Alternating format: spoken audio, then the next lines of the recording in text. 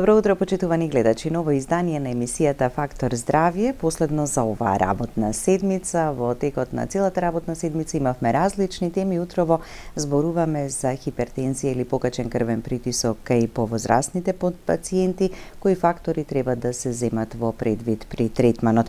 Старењето на населението носи нови предизвици за здравствениот систем, а меѓу почестите состојби токму и оваа која што претходно ја споменав.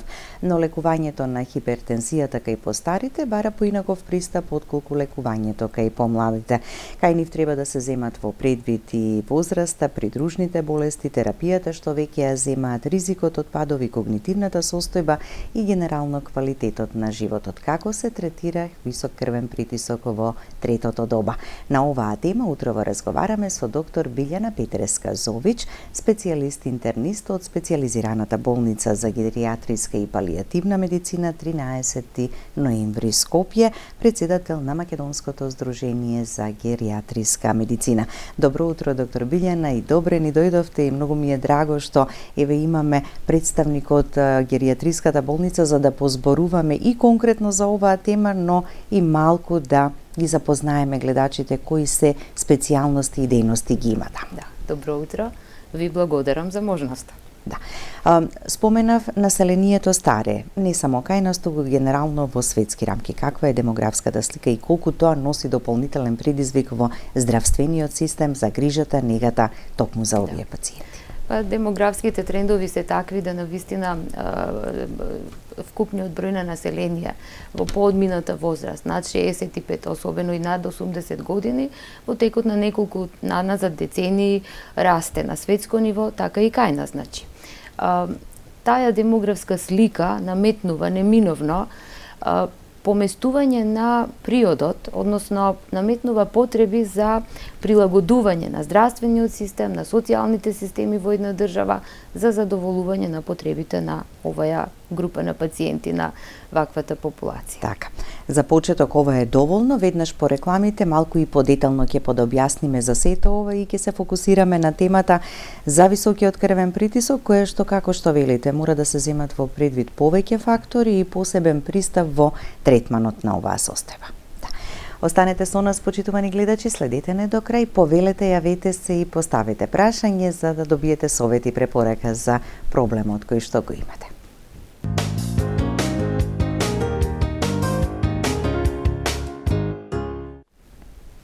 Со доктор Билјана Петреска-Зович, специјалист интернист од специјализираната болница за геријатриска и палијативна медицина 13 ноември Скопје, председател на Македонското здружение за геријатриска медицина, зборуваме за хипертензија или висок крвен притисок кај постарите пациенти и кои фактори треба да се земат во предвид при нивниот третман.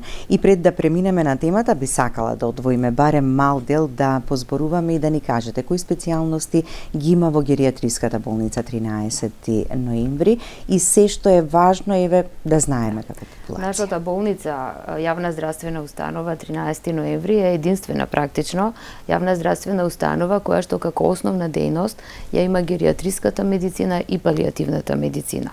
Организирани сме така да имаме голем болнички капацитет за сместување на возрастни пациенти, геријатриски оддел, како и хосписи во Скопје и во Битола за сместување на палијативни пациенти.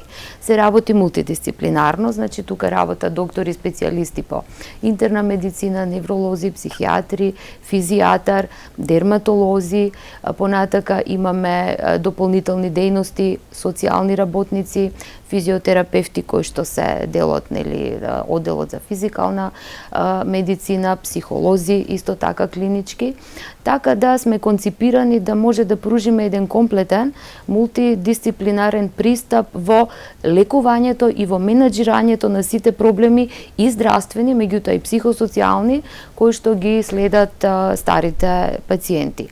Покрај болничкиот дел имаме и поликлиничка дејност, каде што се работат овие специјалности генерално, како и сите останати поликлиники, каде што сме отворени, и може да се дојде каде што сме отворени, така, да, за населението од надвор, возраст или така, во многу тешка ситуација. И таму се работи со сите возрасти, значи и со млади и со возрастни пациенти, имаме убави амбуланти кои што се опремени и диагностички, значи комплетно пружаме и, како да кажам, диагностички методи кои што се неопходни за интерната медицина медицина, неврологијата, дерматологијата, физикалната медицина. Да. И Да. така. Знаете, сакав ова да го споменеме, бидејќи генерално или кај поголемиот дел од популацијата, кога ќе речете гериатрија или гериатриски пациент, сите асоциацијата ни е дека веќе кога пациентот е во потешка состојба, кога е во многу поодмината возраст, но не е така.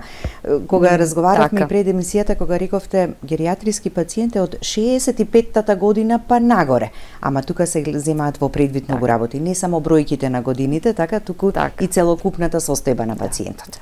Генерално дефиницијата во медицината е таја. Значи, хронолошката граница, возраст, е 65 години и нагоре и тие пациенти спаѓаат во категоријата на гериатриски пациенти. Околу тоа нема се уште еден цврст консензус дали таа граница да се земе или можеби некоја погорна граница над 70 години, меѓутоа во моментов е така, од 65 години натака, со што генерално оваа возрастна популација се поделува на помлади, стари и повозрастни кои што ќе бидат над 80 или 85 години. Фактички, старењето на населението и демографските движења одат така да ние имаме зголемен пул на пациенти кои што се над 80 години. Значи, токму затоа се отвараат и дополнителни проблеми карактеристични за оваа категорија на пациенти. Различен е пристапот во лекувањето на помладата популација и повозрастната популација. Карактеристика која би била, значи пациентите над 65 години се хетерогена група на пациенти. Хронолошката возраст, бројот на години, многу често се разликува од така наречената функционална или биолошка возраст кај пациентот. Во каква состојба е телото и организмот. Тоа вака би значило дека еден пациент, односно двајца пациенти на 82 години, многу ќе се разликуваат еден од друг. Еден може да биде во една сосема добра, фит, убава состојба, додека другиот да биде оптеретен со многу коморбидитети и да биде во една полоша кондиција и во генерално едно многу кревко здравје. Значи пациентот се гледа како една целина, така? Како една и кога целина ќе треба да секогаш, се има третман или лекување, не е насочено кон една болест или кон еден проблем, туку целокупно. Во медицината секогаш е индивидуализиран пристапот, пациентот се гледа во целина, меѓутоа таа парадигма особено е важна и е секогаш на прво место кај повозрастните старите пациенти. Значи холистички пристап и пациентот во целост. Така. Гериатриската медицина, велиме, по што се разликува од другите гранки или што се опфаќа и оној новитет кој што го споменавте дека како субспецијалност веќе кај нас ќе имаме субспецијалист по гериатрија, така би дошло? Така би се рекло. Гериатриската медицина е посебна гранка на медицината. Во западноевропските земји тоа постои одавна како посебна специјалност и еве се занимава со здравствените, психосоцијалните потреби на возрастната популација.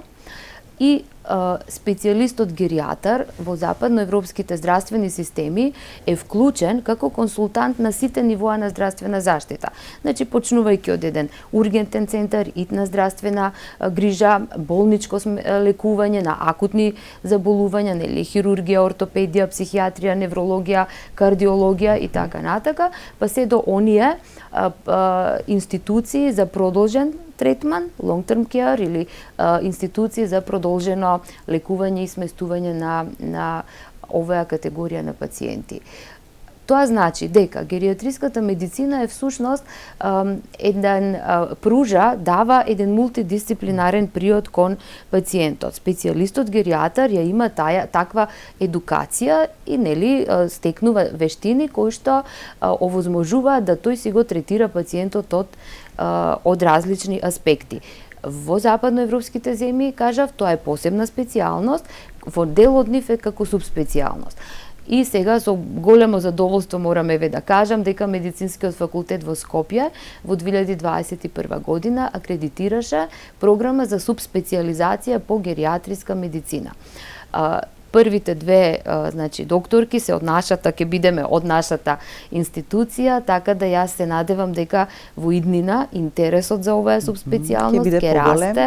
Многу колеги од различни области од нашето здравство и од примарно и од секундарно и понатака ќе имаат интерес за оваа субспецијализација. што практично тоа неминовно ќе го наметне и потребите кои што си ги носи ваквата една, како што кажавме, демографска слика на старење на населението. Так, и да го заокружиме овој дел со Сдруженијето за геријатриска медицина. Председател сте на ова здружение, поврзаноста, активностите и она што во главни црти би било важно. Формирањето на здруженијето потекна фактички од нашата работа во нашата болница, колегите кои што ние мултидисциплинарно си ги лекуваме нашите пациенти, едноставно во еден даден момент се појави една потреба да се ние организираме професионално, за да може да го подигнеме тој научен, стручен момент на едукација за оваа област геријатриска медицина. И така формирано е во 2020 година, имаме многу активности годишни на тоа поле, членуваат доктори од сите области, значи имаме колеги кои што се од примарна здравствена заштита, специјалисти од различни области од секундарна здравствена заштита. Имаме убава меѓународна соработка со Европското здружение за геријатриска медицина, така што тука придонесуваме преку континуирана медицинска едукација во склоп на Македонското лекарско друштво и во склоп на лекарската комора придонесуваме на подигање на квалитетот за едукација од оваа област. А тоа ќе биде во прилог на пациентите. Секако. Односно се прави секогаш за нив, да. Само уште еднаш да ги потсетам гледачите дека може да се јават, да постават прашање за да се консултирате или да добиете совет и препорака. Дали веќе имаме гледач на линија? Ало? Да, добро утро, повелете, ве слушаме. Добро утро.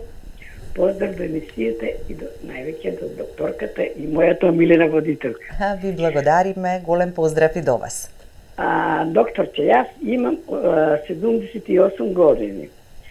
Имам висок притисок нон-стоп, не ќе да расправам со јаки проблеми и се пиев по 2 врсти таблети. Меѓутоа, пред 3,5 години ми намали функцијата на бубрезите. И пијам многу вода, 2,5 литри, и пијам таблети Везафлекс секој ден по половинка. И овие 2 години, како почна да ги употребувам Везафлексо, на мене сега ми е многу низок притисокот. 145, па дури испод 100 се симне, дали што најадам солено, што пијам течности, што мокрам почесто. Вчера кажа на матичната, вика, почни по половинка да пиеш, ако ќе биде многу топло, па да ги намалеме на ичи. Претежно која не пиев за мокрење, летно време ми се симнуваше притисок и пиев помала доза на таблети. И сакам да ми кажете, вие да ми објасните како стручен доктор. Ви благодариме за јавувањето. Многу убаво објасни гледачката и затоа оставивме до крај да го заокружи сето ова, бидејќи е многу чест проблем и ќе се препознаат многу мина во ова. Многу важен проблем. Така, како што кажа пациентката, значи хипертензијата е една од најчестите кардиоваскуларни заболувања кај популацијата, започнува во помлада возраст и понатака нели го следи пациентот низ животот, поврзана е со појава на оштетување на останатите органи, како во случајов нели кај пациентката како што спомна бубрежно оштетување, срцево оштетување може да предизвика појава на аритми, да кажеме, и така натаму. Сега, лекувањето на хипертензијата во моментот кога се таа диагностицирала и кога се воспоставил еден третман, никогаш не е лесно, значи секогаш додека се утврди една, како да кажам, точна комбинација, титрирање на дозите на лековите, секогаш тоа е еден процес кој што е динамичен, никогаш не е лесен, особено на почетокот. Како поминуваат годините? Еве сега 78 години, значи генерално физиологијата на организмот се менува. И механизмите кои што го одржувале висок притисокот во помладата возраст почнуваат да се менуваат. Кај пациентите се појавува овој проблем на физичко, полека, постепено опаѓање, да кажам, и неминовно може би физиолошки и намалување на крвниот притисок. Тоа е она што вели пациентката дека под сегашната терапија мене ми е притисокот многу низок. Тоа не е неповолна ситуација, значи прво дава симптоми неубави кај пациентот, второ на долги стази може дополнително да го влоши нејзиното здравје, да предизвика одредени ризици од појава на вртоглавици, нарушена рамнотежа, па потоа да се случи некој пад кој што понатака нели би довел до фрактура и така да се наредат понатака компликации. Многу правилно, значи она прво што треба да се направи е да се консултира својот матичен лекар, нели, кој што веднаш ќе пристапи кон корекција на терапијата, еве како што се случило во овој случај. Може да се направи и консултација на повисоко ниво, нели, кај интернистот или евентуално кај кардиологот, онако како што проценува нели матичниот доктор, за евентуално и комплетна ревизија на типот на лекови кои што пациентката ги користи во моментот. И јас се надевам дека еве со намалување на дозата на вазофлексот, понатаму можеби и со некакво менување на терапијата, дека ќе се надмине овој проблем на многу низок притисок, што секако е несакана ситуација. А навистина е премногу низок, 40 долниот спомен. Да, како што кажа, 100, значи веќе тоа и предизвикување за една замаеност, поспаност, можеби вртоглавици, несигурност во одот, да кажеме, и така едно лошо чувство на слабост можеби. Така. Како што си опиша. Да, и многу често кај повозрастните кога ќе падне притисокот, тоа им прави поголема тешкотија отколку ако е тој висок. Па тогаш знаат можеби и сами на своја рака и да ја прекинат, да речат не ги пијам лековите бидејќи вакво и вакво ми предизвикуваат чувство, ама не смеат сами на своја рака да го прават. Да, тоа секако не би смело, не би требало, и една воспоставена терапија се коригира и се прилагодува. Меѓутоа не се исклучува.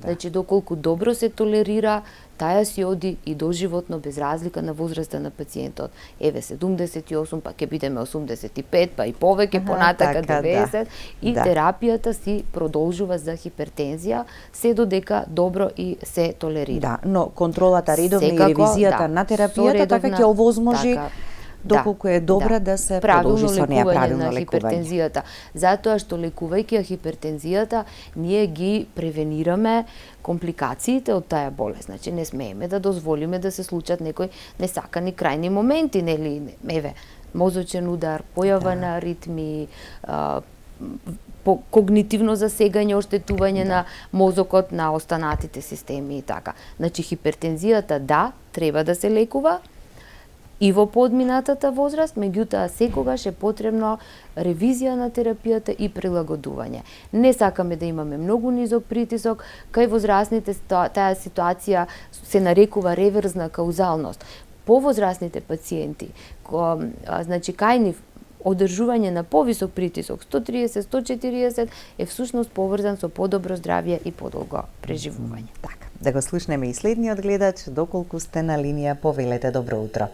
Добро утро, јас сум исто за гледачка. А предходно што се јавивте, ајде остана нешто што... Сакам да ја кажам на докторката дека јавише лекови за притисок овие 3 години никакви не примам. Само за мокрење што примам. А не примате, ние разбравме дека малку е намалена дозата. Добро, значи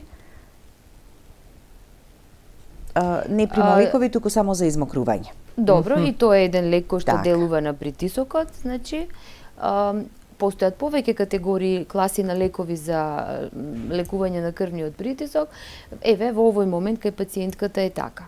Можеби, сега тоа секогаш зависи од индивидуалната ситуација, можеби е сепак најдобро да се јави кај својот матичен доктор и кај интернистот да направиме една обработка, севкупна, интернистички преглед, па да се договориме заедно дали ќе воведеме некои други лекови за притисок, ќе останеме ли на оваа терапија, потребни ли се други лекови за притисок, бидејќи секако и ќе биде неопходно е да биде заштитено нејзиното здравје понатака. Така. Ќе погледнеме уште еден блок реклами, па продолжуваме понатаму, останете со нас до самиот крај.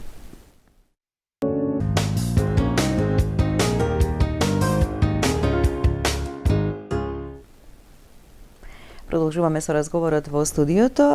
Доктор Билјана, се случували на поодмината возраст прв пат да се диагностицира покачен крвен притисок? Знае пациент да дојде и да рече бев кај ми го измери притисокот, покажа високи вредности, па морам да почнам со терапија. Да. И тоа е така, може да се случи еден човек со свое здраво старење и некаде на таа возраст да дојде за прв пат да се откриеме покачен притисок, и тоа е навистина една дилема и кај докторот што ќе го лекува, и исто така е дилема за самиот пациент. Според водичите, значи она што ние како доктори секогаш се обидуваме да го направиме, да работиме врз основ на медицина базирана на докази, Европското здружение по кардиологија во својот последен водич за хипертензија препорачува започнување на антихипертензивна терапија дури и кај пациенти над 80 години.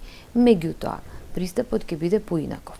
Ако кај помладата популација препораките велат веднаш да се почне со комбинирана терапија и веднаш можеби така со смели дози за да направиме регулирање на притисокот, кај оваа популација ќе почнеме внимателно. Обично започнуваме секогаш со еден лек, особено доколку процениме дека се работи за пациент кој што е покревок, така со таа изнемоштеност една понагласена. Тука ќе почнеме со еден лек и со мала доза, и во почетокот со едно редовно следење на притисокот. И уште една околност треба да се земе во предвид, што се разликува од колку кај младите пациенти, тоа е од која граница на притисок ние би лекувале. Значи, ако кај еден млад човек на своји 40 50 години, да кажеме, се појави притисок, ние веќе од границата 140-90 веднаш воведуваме терапија, и тука нема значи дилема. Значи ние имаме цел да ги превенираме сите можни кардиоваскуларни настани кои што би следеле понатака. Меѓутоа, ако пациентот ближи 80 на години, тука веќе одиме со земаме како граница малку повисока вредност на крвниот притисок и ќе речеме да, еве сега ќе лекуваме. Ако сме во границите 140 со 80, тогаш може преку лесно менување на животниот стил да си продолжи човекот понатака генерално со контрола на притисокот и да одлучиме веднаш да не започнеме со терапија. Тоа би било една генерална, како да кажам, разлика, што е, верувајте, често, мислам, не е лесно да се тоа одлучи вака во ординација кога ќе ни дојде пациентот. Во предвид се зема, значи, генерално функционалноста на пациентот, неговата кондиција, тој момент на дали ни е пациентот изнемоштен или во едно полно здравје и кондиција, се зема исто така еден момент на проценка на ортостатска хипотензија, се вика тоа. Тоа е една нестабилност на кардиоваскуларниот систем. Луѓето тоа го осеќаат на тој начин, еве седам и како нагло станав и ми се заврте. Ете тоа е кога не доаѓа до вака, тоа е физиолошки момент, меѓутоа доколку е назначен, треба да се внимава со лековите за притисок. Постоење на други заболувања кои што го скратуваат животниот век на пациентот, исто така се околност која ќе бубрежни заболувања и ред други. Тоа секако, доколку е пациентот со диабет и бубрежни заболувања, тука веќе лековите за притисок веќе сигурно одат и се воспоставени можеби и порано. Ако зборуваме за генерално здрав возрастен пациент, близу своите 80 години, еве кој што немал диабет, можеби има добри бубрези, ево една добра физичка кондиција, тука се најголемите дилеми. Дали сега ние да почнеме да го лекуваме пациентот? Да, ако е во добра здравствена состојба, секако дека мора да го лекуваме, бидејќи сакаме да му овозможиме што подолг, здрав живот и квалитетен и добар живот. Имаме повторно гледач на линија. Добро утро, повелете. Добро утро, ве слушаме. Поздрав до човеката и докторката. Ви благодариме. Вака, имам притисок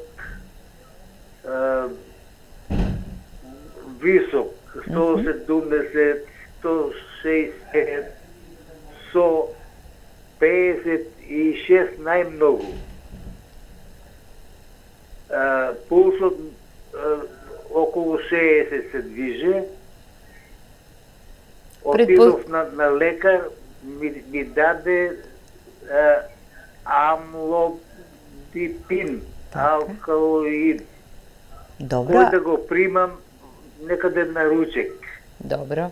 И сега притисокот ние, еве сега моментално го мерев, 126 51 64 по 8. А знае да падне малиот притисок 48, 49 и 150, сакам да кажам. Така да. Колку години имате? Примам ова риста. Добро, значи да. друга терапија за притисок, да. Доволно е, доктор Билјана, Мислам ова. Ви дека е благодариме. доволно, Еве да, сега еве ќе возраста слушнете. Да. Да. Ова е една типична состојба за повозрастните пациенти поради физиолошки менување на крвните садови со текот на времето.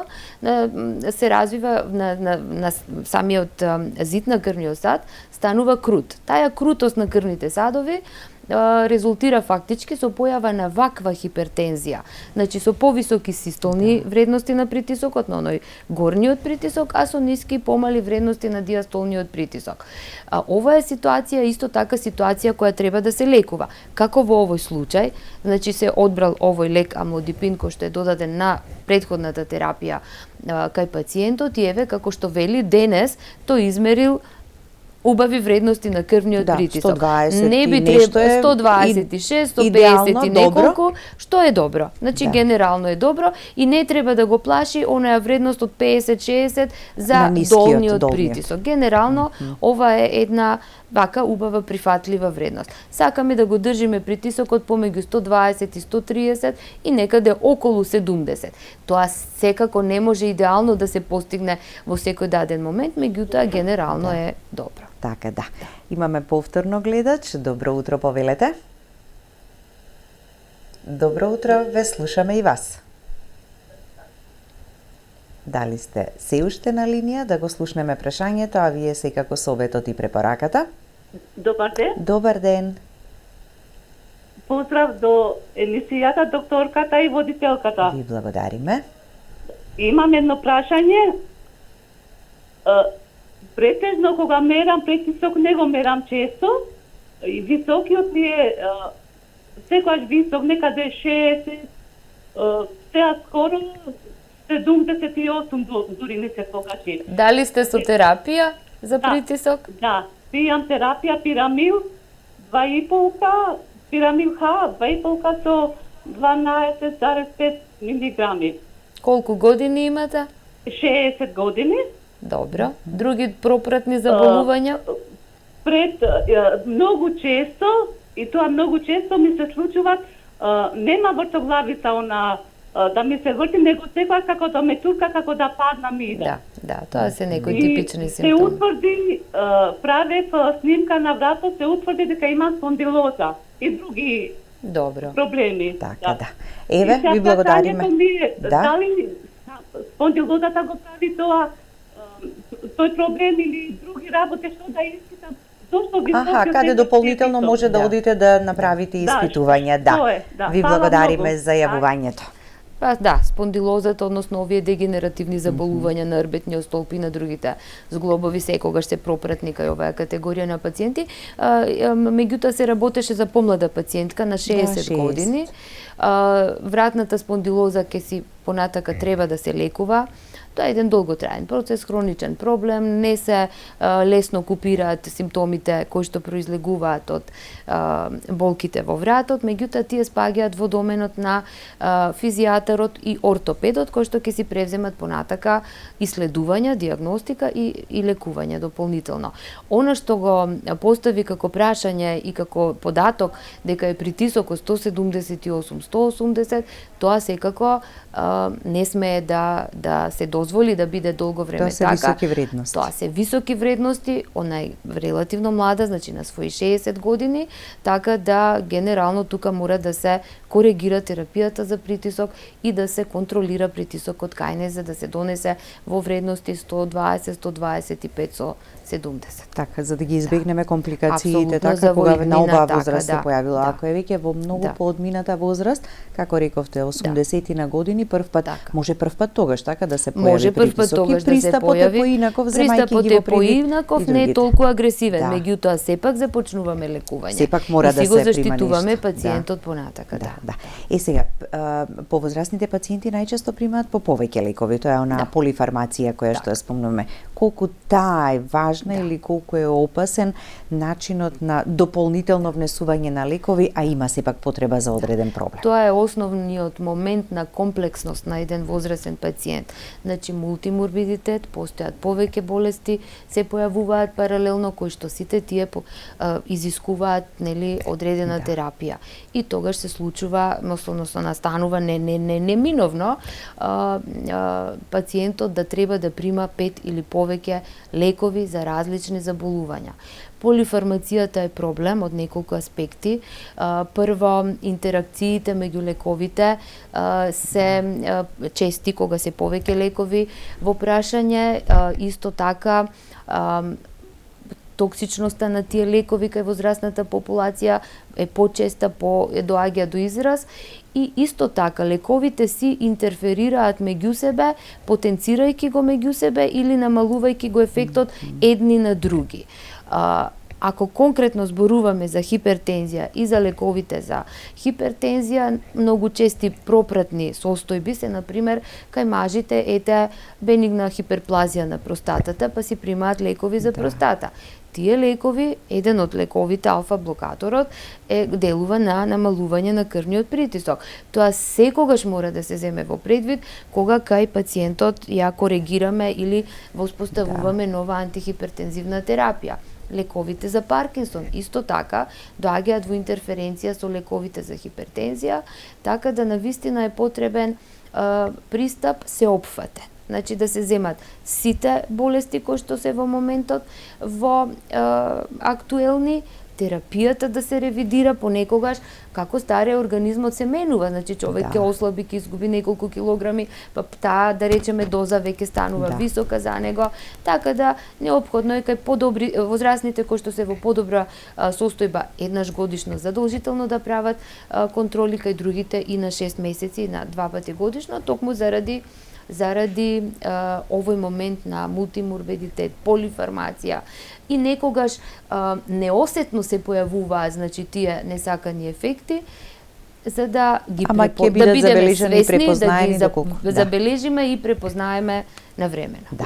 Јас ви благодарам за гостувањето, времето помина за денешната емисија, верувам и се надевам ќе имаме следна прилика да ни гостувате. Ви благодарам. Благодарности до вас, почитувани гледачи, за вниманието со кое не следевте. Останете и понатаму со програмата на ТВ24.